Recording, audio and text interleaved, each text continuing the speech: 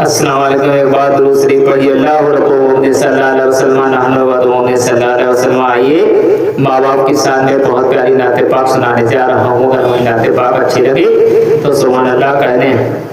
हम जैसे गरीबों का भला कौन करेगा, अब जैसे गरीबों का भला कौन करेगा, अब जैसे गरीबों का भला कौन करेगा, अब जैसे गरीबों का भला कौन करेगा, अब जैसे गरीबों का भला कौन करेगा, अब जैसे गरीबों का भला कौन करेगा, सरकार दो आलम के सिवा कौन करेगा, सरकार दो आलम के सिवा कौन करेगा, अब जैसे गरीबों का भला कौन करेगा, सरकार दो आलम के सिवा कौन करेगा।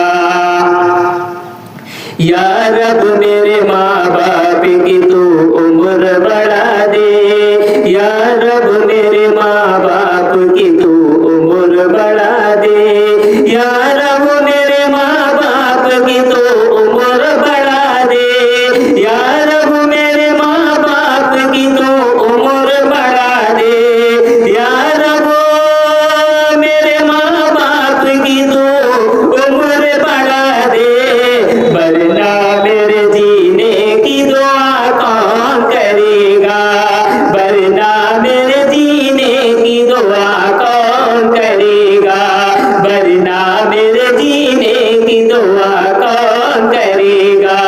या रब मेरे माँ बाप की तो उम्र बढ़ा दे, या रब मेरे माँ बाप की तो उम्र बढ़ा दे, वरना मेरे जीने की दुआ कौन करेगा।